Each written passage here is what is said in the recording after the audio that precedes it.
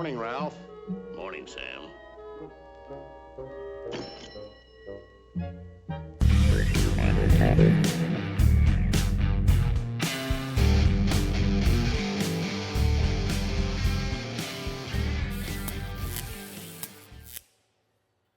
Beautiful. Hey guys, welcome to Morning Sam, Morning Ralph, the podcast for restaurant technology professionals. This is episode, it could be 13, could be 14, could be 15, Chad. We're never sure. But Chad, today we have an awesome guest, and this is a guy you actually met in FS Tech, and we want to get into that story, but this is a guy that is absolutely the real deal when it comes to AI innovation and adoption. Like, he's actually done it. Right. He comes to us all the way from the other side of the world in New Zealand. And Chad, did you know that if you go to a Burger King drive-thru in New Zealand, not only will AI take your order, but it'll also do so with a Kiwi accent?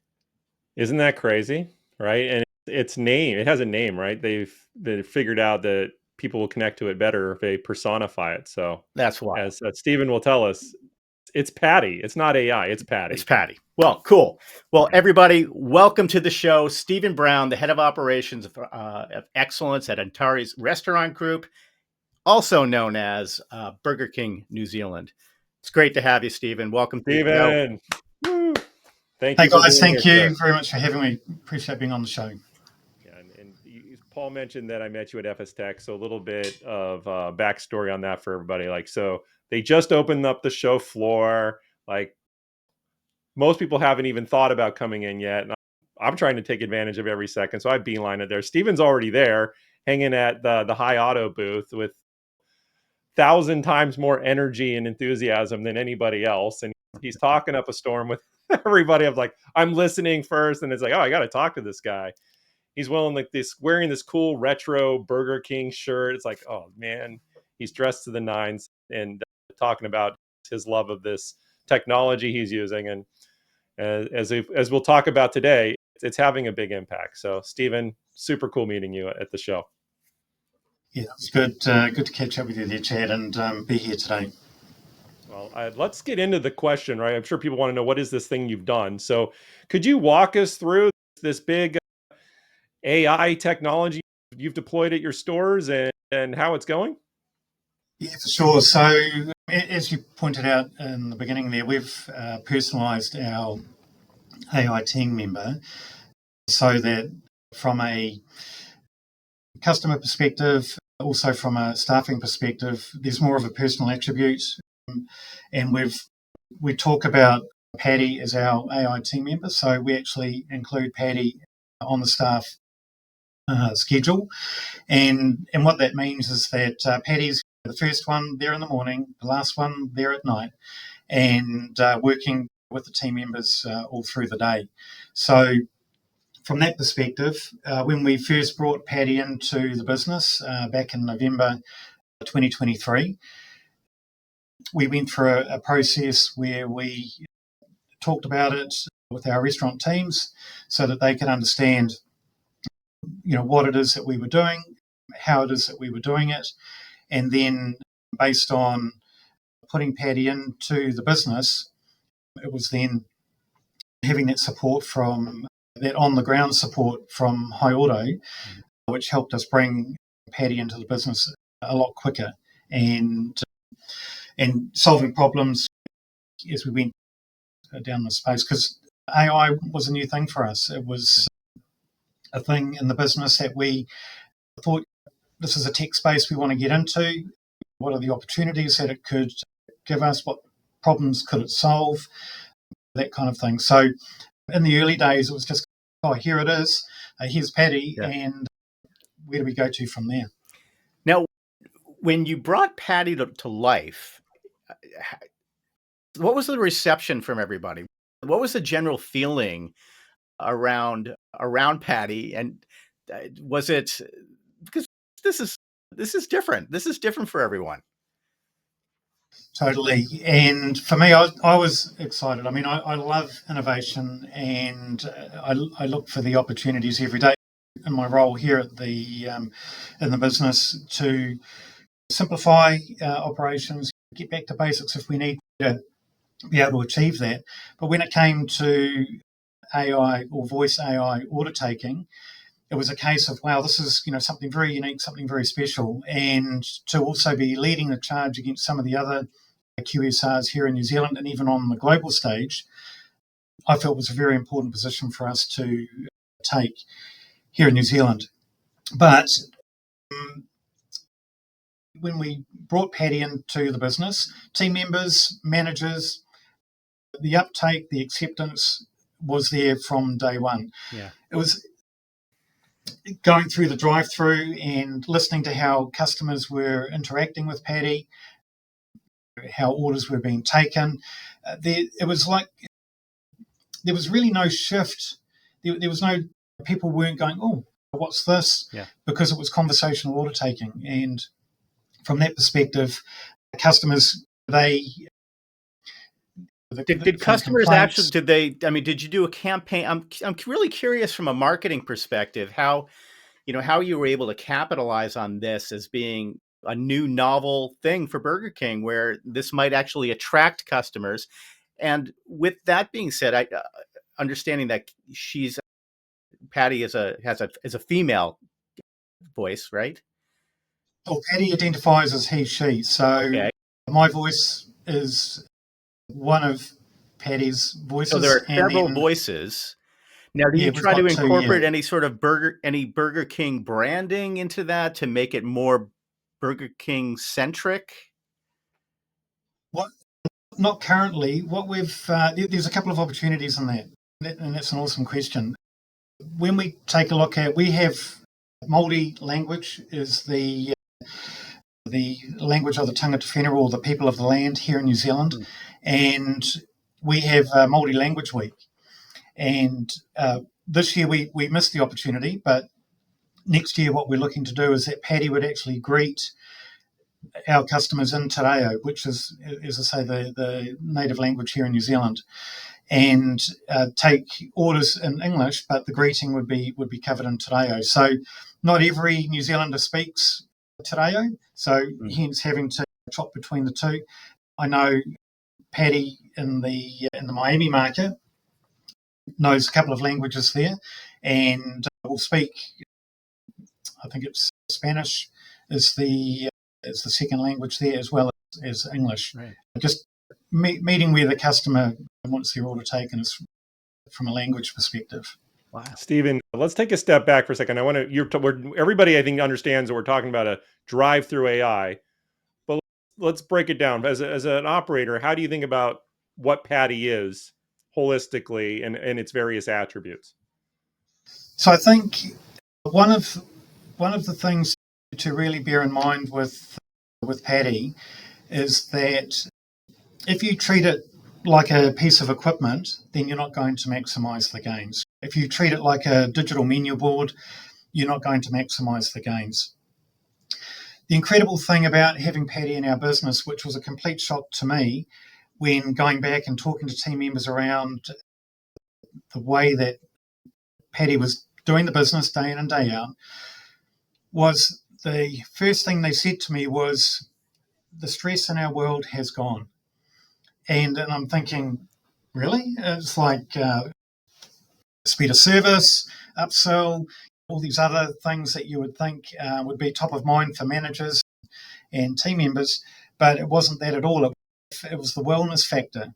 And what it meant was that team members now looked forward to coming to work. And we've actually seen a decrease in staff turnover. Wow. In the sites that Paddy is actually in.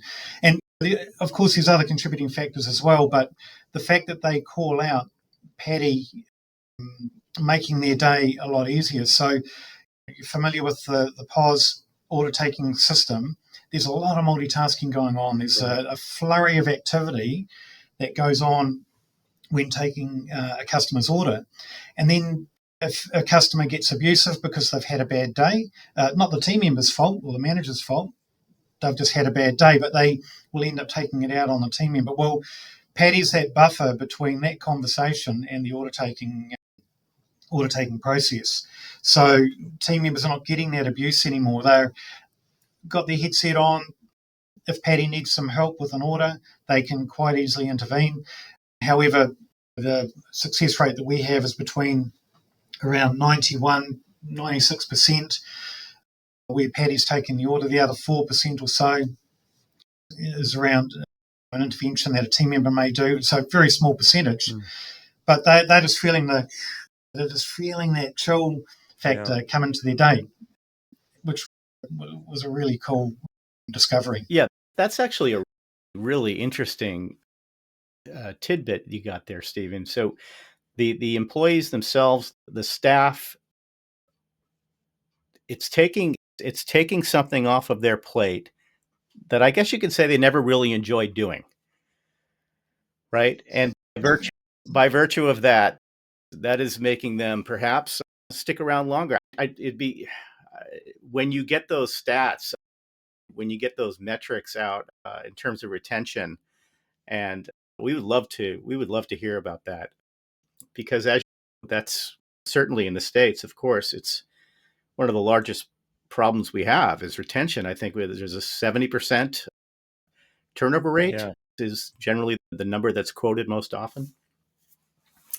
Yeah, so most definitely. And the point around wellness is becoming more and more of a factor in this day and age. And who would have thought that Paddy would have actually been a part of the wellness strategy in a business?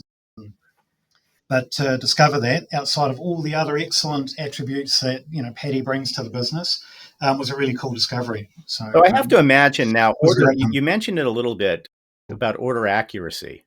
Do you have any? Has there been any empirical evidence that Paddy is actually increasing order accuracy? Has there been any? Has customer sentiment gone up, or anything you can attribute?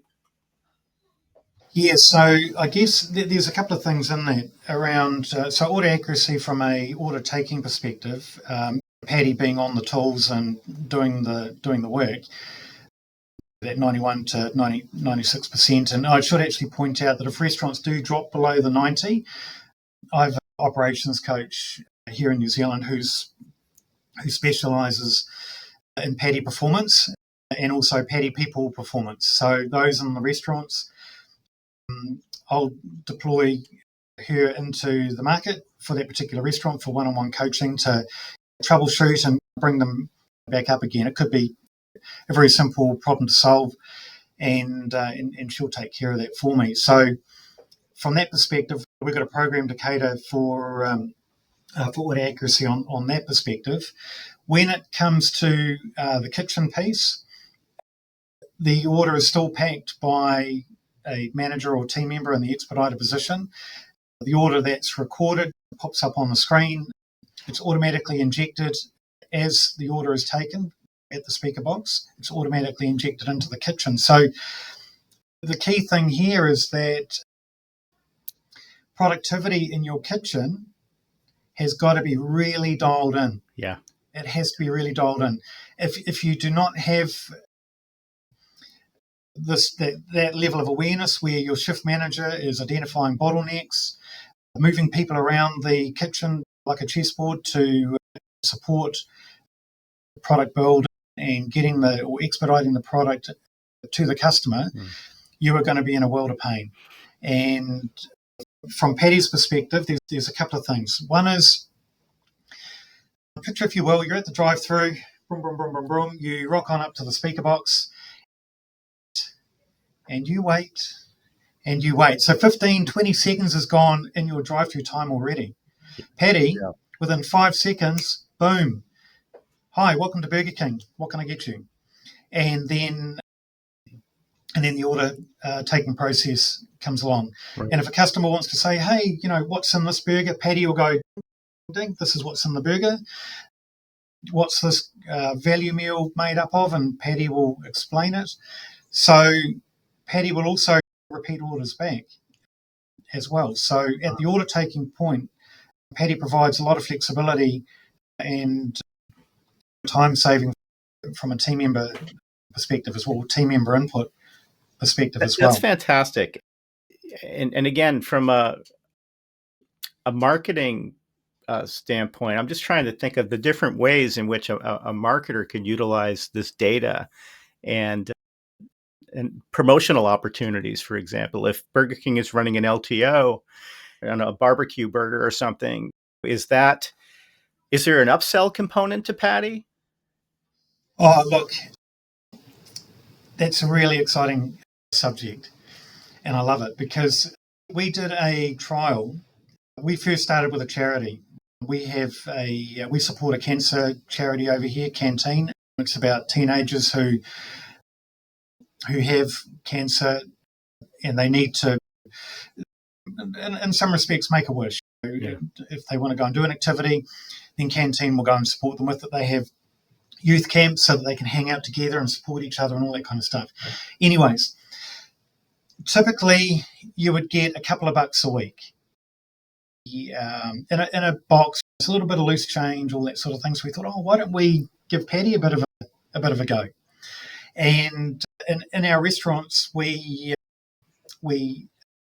asked Patty to take the order, and then at the end of the order, would you like to donate $1 to Canteen? And out of the 7 Patty people restaurants that we had in the country at that particular time, they absolutely caned it. On the graph, it is, you've got Patty donations here, and the rest of the country was like right down here. Wow. And it was an incredible thing to witness and to see. You know what that reminds me of, Stephen, is so I had read that your mantra is always aiming for awesomeness. And I saw in a picture of your Zwift bike, right, there's a sign that says something around it. Excellence isn't an act, it's a habit. Yes. AI is pretty good when it comes to maintaining a habit, like acting for the upsell, right? Oh, true that. So again, coming from a business owner's perspective, how many teenage team members or managers would suggest to sell at every order or sell up at every order? Right. Yeah. Exactly. So with Patty, what we've done is we've dialed in the script even further, and we'll probably talk a little bit more about that later, about some of the other results we've achieved. But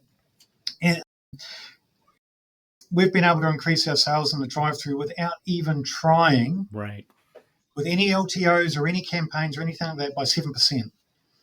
And we have a between 50-55% acceptance rate of an upsell. So the narrative goes, so Patty's sitting there on a cold winter's day doing his or her thing. The car rocks on up. Patty asks, what would you like? And the customer says, can I have a Whopper? And then immediately Patty will go, is that a meal with large Coke? And the customer goes, yes. So, Stephen, much of our Power of audience are suggestion. technology companies, right? So other operators are going to hear this and they're going to be like, whoa. But other technology companies are hearing this too. And I bet they would love to know how you chose High Auto in particular amongst the other AI solutions for the drive-through. Because prior to meeting you, I had heard from another customer of theirs that they lead in the percentage of orders that can be taken through the system, AI, and the accuracy. But what was your selection criterion? How did you go about it? Oh, it was pretty simple, really. They were identified as the leading player in the market. And although in the beginning we had to go through a learning journey, and my whole mission has been to capture that learning journey so that others bringing Patty into their world or into their place of work can just dial it in straight away without having to go through those pressure or pain points. But, I mean, we only had to look at the media to sort of understand where the competitors were at. And I also had friends, colleagues around the world who went into particular drive-thrus that were testing AI equivalents or voice AI equivalents, and just it was cringe-worthy. It was just, if anything, you would be losing sales. It's kind of like, why would you bother to go there? You'd either do it, order on the app and go indoors, but if you really needed the convenience of a drive-through, which in this day and age, people just need in their world, you just wouldn't go there because it was just very painful. The latency was incredible. That's really For the trick, pregnant isn't it? pauses. It seems to be like the latency, and you even alluded to that earlier. If you're sitting there at the speaker and nothing is happening, ooh, that's bad news. You really need to get, that latency has to be lightning quick. I'm curious though, when you were piloting this, and I'm assuming that you piloted it first across a couple of locations, maybe even a single location. What were some of the challenges that came up where you had to make adjustments? Well, I guess from a team member perspective. Well, yeah, it could be from a team member perspective, Yeah. or even whether it be a team member perspective or even a customer. Were there any hiccups that you encountered where maybe we need to tweak something here? Oh, sure. Yeah, most definitely. And again, top tip, never let an IT person determine what a script for an operational deployment is going to be. Our bless his cotton socks, every order is, would you like fries? Would you like a drink? Would you like a dessert? Okay, we got through that. Next order. And drive-through times just blew out. And it's like, dude, what's going on here? So once we recognised that had happened, The connection. I got out with pen and paper and went through and started to remodel the script. And it was at that point also that we recognised that it would be really cool to have a Kiwi voice in there. And what we did was I recorded. Leanne, head of marketing here in New Zealand, she recorded, and our cadence, our pitch, etc. for the first round was it was okay, it was acceptable, but Paddy will only go to the speed that you talk at. So, but they can wind it up, but then it starts sounding like a chipmunk, and you don't want. You definitely don't want to be served by a chipmunk. So we went back into our little booths here at the office, and away we went. We dialed up our pitch. We used different words, we upped our cadence, and then we've ended up with what we've got now, which is working really well for us. And my voice was used in the night shift to help keep people under control if they've got a bit boisterous, and then Leanne's voice was used during the day. Now what we've gone to is Leanne's in one site, I'm in another site, and we've sort of panned it out around the country like that. That's wild. So in some ways, that could almost even act as an A/B test where you can literally test out different voices.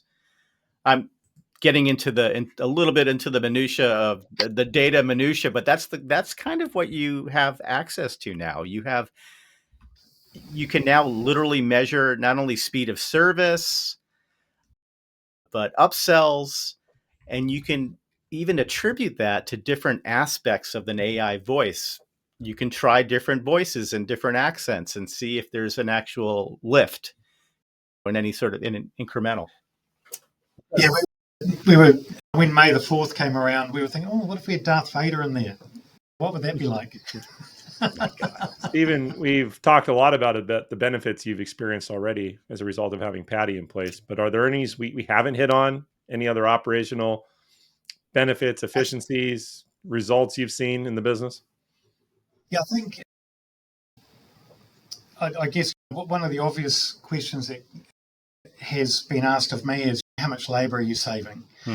People have looked at Paddy as a labour-saving device. Now, look, we know that we can save 20, 25 hours a week in team member labour, but that's not the pitch for us. For us, it's about reinvesting that labour back into the restaurant around doing better compliance, spending more time with our guests in the dining room.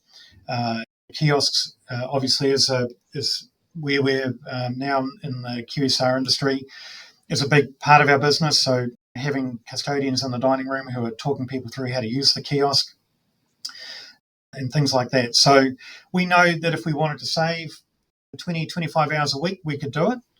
But that's not the premise for us. We're about improving, enhancing our our guest experience, so that we can make a difference in their visit each time.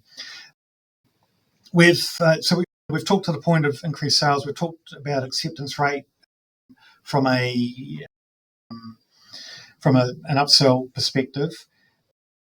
When we do introduce new products into the business, we have used it as an opportunity to bring that in. Would you like to try?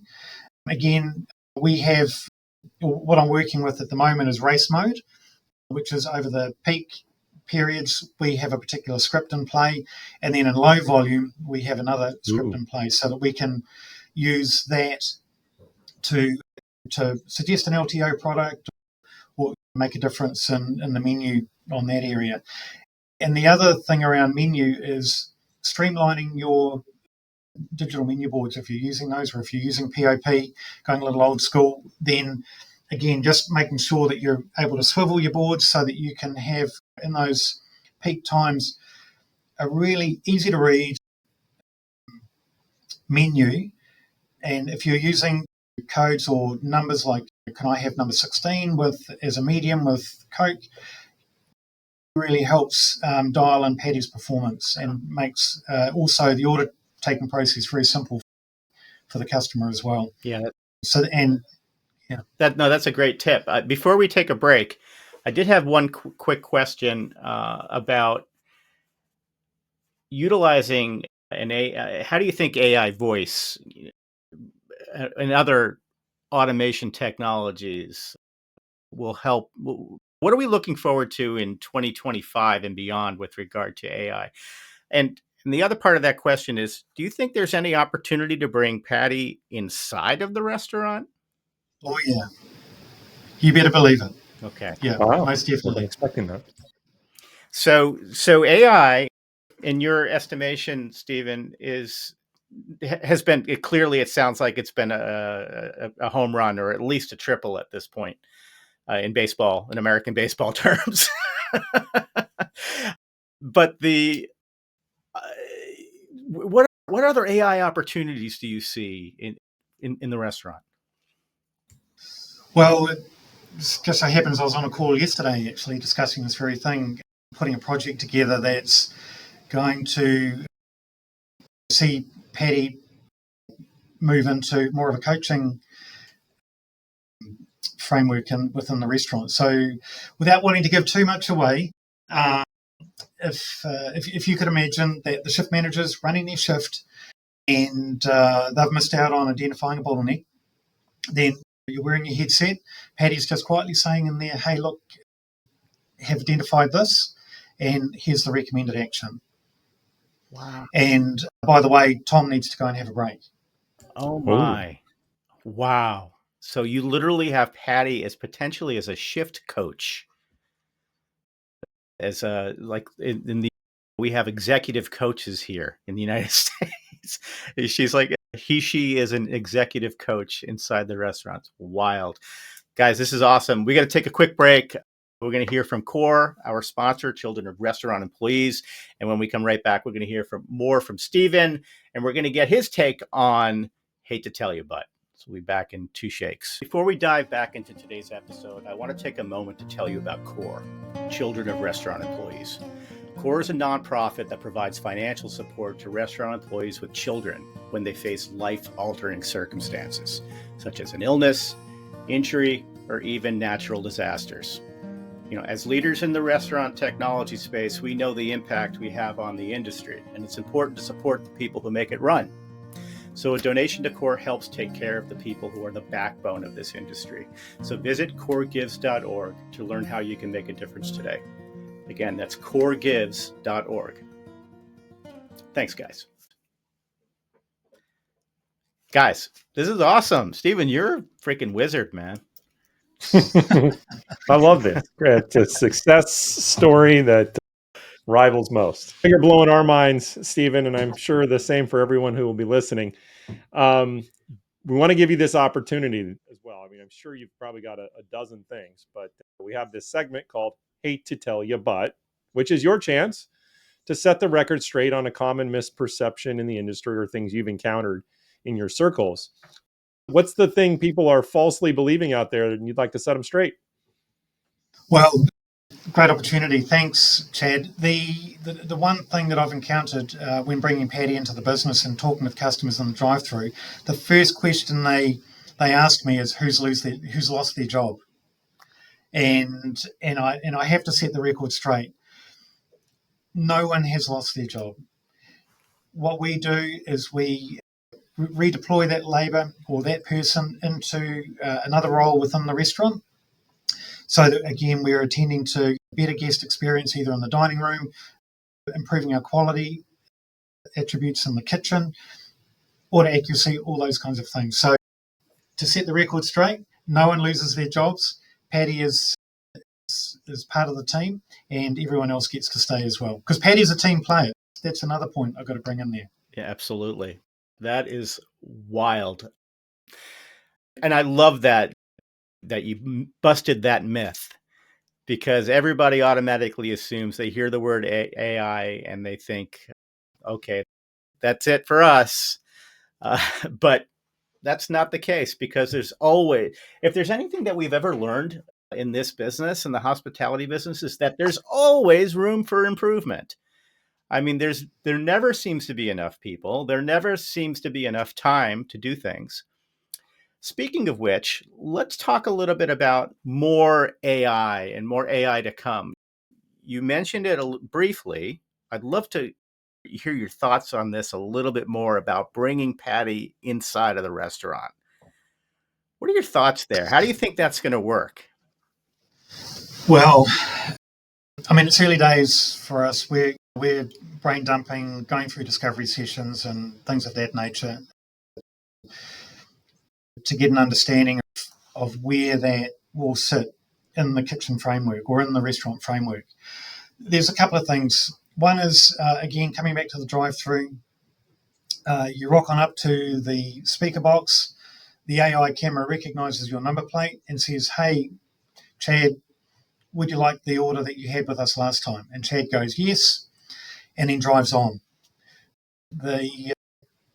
It's paid for by number plate, and you get around to the order present, you're good to go.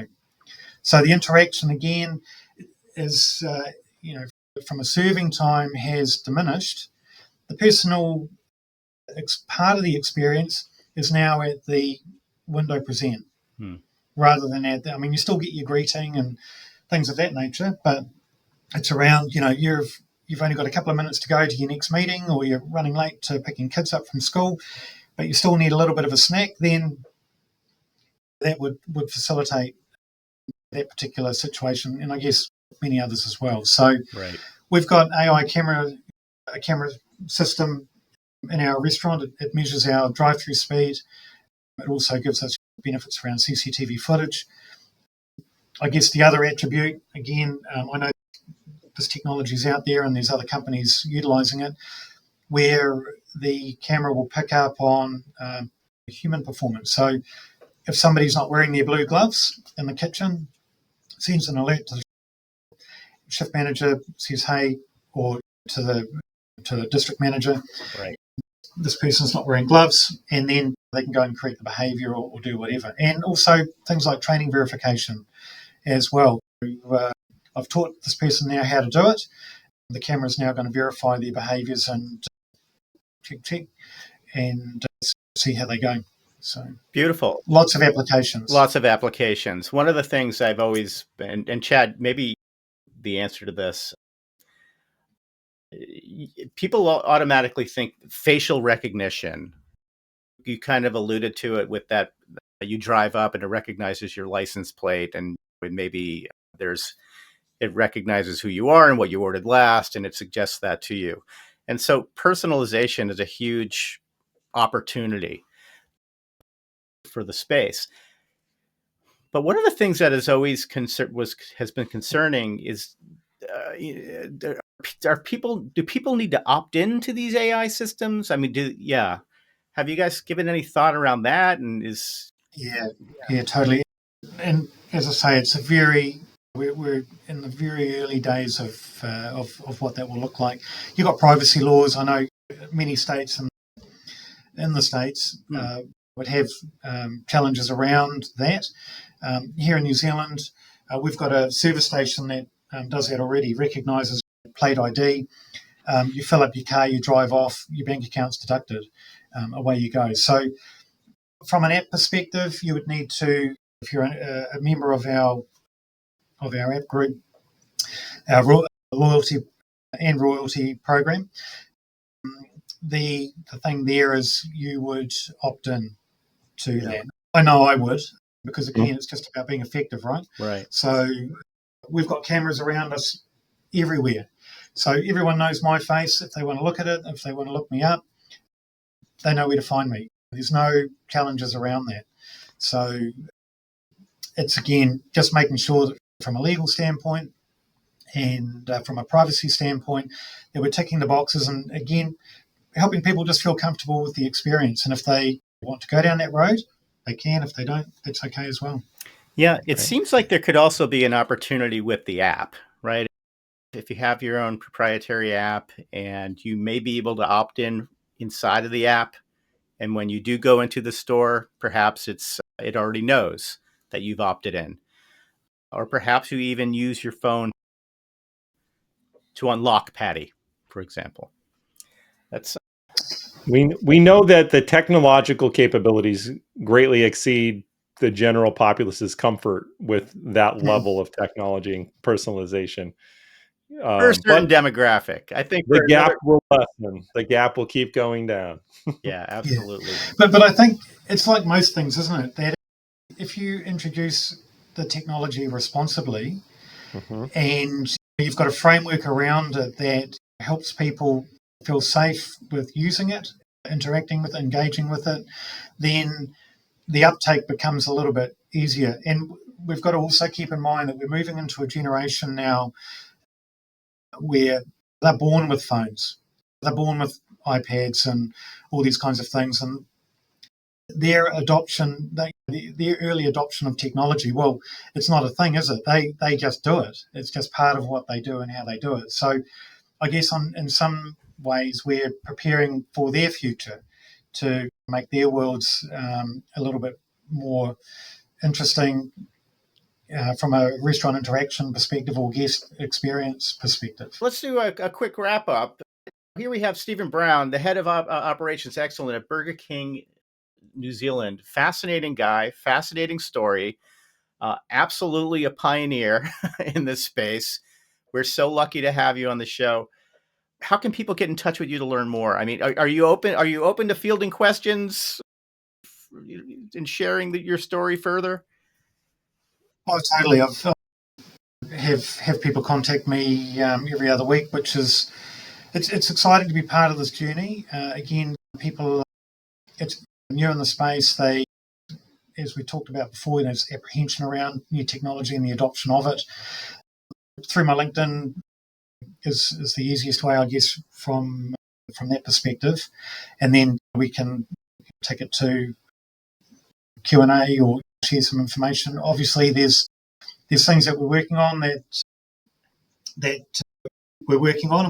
We want to make sure we're getting those right before we share that. But yeah, people can feel free to reach out and certainly high auto as well is.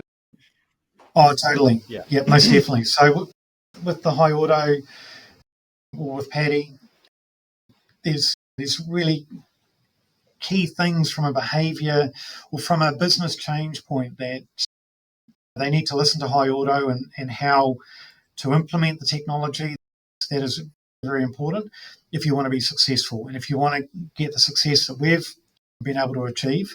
And we've only just touched on the scratch. We're just getting started. So the exciting thing is that High Auto have been with us every step of the way through cadence of meetings, troubleshooting with us, solving problems as we go around different technology integrations and things like that. They've been an incredible team to work with and have made a real difference in this journey for us. It's been great. There's another thing I remember from FS Tech. Roy, Daniel, Donna, they just seem unusually dialed in to what they were doing and the mission. They're an amazing team. Like I've been in this industry pretty much all my life, and I've not seen a supplier group that has been so engaged with their customers to make sure that they are getting what they need out of their particular technology, and they stick with you. They don't just go, "Oh, cool, you've got it. See you later. We're on to the next one." No, they're Imagine with that. you there the whole way, and that is a really unique proposition in this day and age, because I know from personal experience, and even as late as this week, technology companies, they just want to get you in, and then it's see you later, and then you The sass, it's the sassing of the world. yeah, most definitely. But High Auto, highly recommend them. Yeah, most That's definitely. awesome. That's awesome. So everybody can find you on LinkedIn. They can find them on LinkedIn. Their website's hi.auto. We'll And definitely we'd include all encourage, this in the show notes for yeah. sure. And everybody listening, subscribe to the pod, share the episode, especially this one, guys. It's been awesome with Stephen here. He's a font of wisdom, and this has been a great show. Thank you, Stephen. Yeah, thank you so much, Stephen. Really appreciate it, and have a great Friday. Now it's 9 a.m. We love it. Thanks so much for joining us. Thanks, guys. Pleasure to be here. Thank you.